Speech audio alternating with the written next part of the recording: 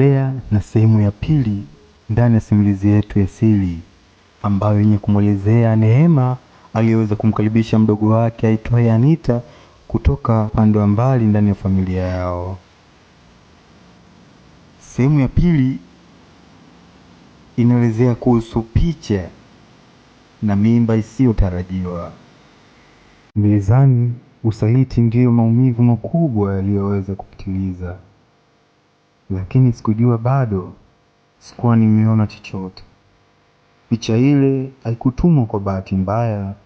Kulikuwa na mtu mwingine nyuma ya pazia, na alikuwa ananisubiria nifanye kosa moja tu.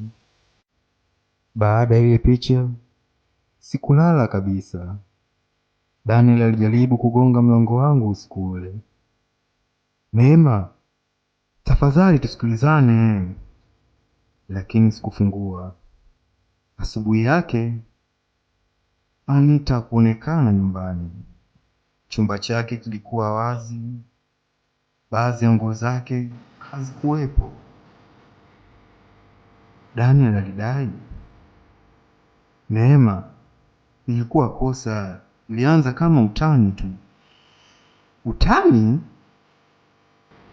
Nilimuuliza swali moja tu. Kwa muda gani? Alikaa kimya. Kimya chake kilinipa jibu. Ile namba isiyojulikana ilinitumia tena message. Unajua kuhusu mimba? Moyo wangu ulipiga kwa nguvu. Nikajibu, mimba gani? Baada ya dakika chache picha ya kliniki ripoti ikaingia. Jina la Anita, wiki 6 pregnant. Nilihisi dunia inazunguka, lakini kilichoshtua zaidi, due date iliyoonyesha tarehe ambayo Daniel alikuwa safarini kikazi nje ya mji.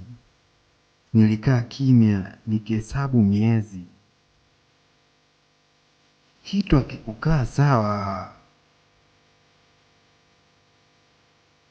Nilimfuata Anita chuoni kwake.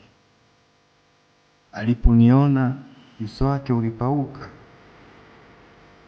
Dada, naomba unisamehe. Lakini nilimuuliza swali moja tu. Mimba ni ya nani? Alilia. Lakini kabla hajajibu, simu yangu iliita. Ilikuwa ni ile namba. Sauti ya mwanaume ilinijibu kwa mara ya kwanza. Ukitaka ukweli wote, kutana nami leo saa 2 usiku peke yako. Kisha kakata simu. Usiku ulipofika, nilikwenda. Mahali pa kukutana palikuwa ni parking ya hoteli ile ile iliyokuwa mbele kwenye picha. Nilipofika, gari ya Daniel ilikuwa pale, lakini hakuwa peke yake. Alikuwa amesimama akiongea na mwanaume mwingine.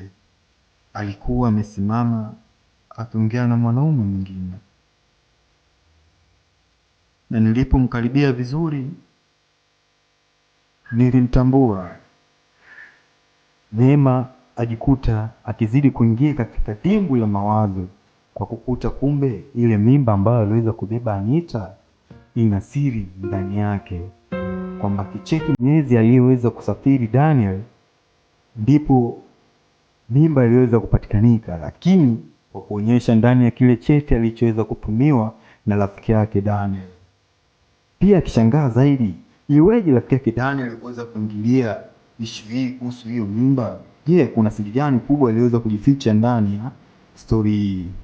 Hello, ni kama kawaida tusiweze kusahau kufollow, kulike na kucomment bila kuweza kusahau kusubscribe ili tuweze kuwa kwanza kuweza kusikiliza stori nzuri na yenye kuweza kuvutia kuweza kumsikiliza Neema aliweza kumkaribisha mdogo wake aitwaye Anita kutoka kijijini kuja Dar ili kuweza kuendelea na masomo. Ndani ya stori yetu ya pili inamuonyesha kwamba Anita aliweza kuondoka nyumbani kwa dada yake na kuweza kuishi na kupajua yeye. Hatimaye dada yake ilibidi kuweza kumfuata huko chuo na kuweza kusoma ili kuweza kutambua ukweli uliowepo kutoka kwa Anita yeye mwenyewe. Bahati mbaya mkuta ndugu wake Anita akiwa amepahuka chuoni na Anita akitoa chozi na kusema kwamba dada nisamehe. Wewe usikose kuweza kuangalia sehemu inayofuata. Hii sehemu ya pili ni nzuri na nzito ili kuweza kusisimua. Wewe ni nani jamani, usiweza kufollow na kulike na comment pia kusubscribe.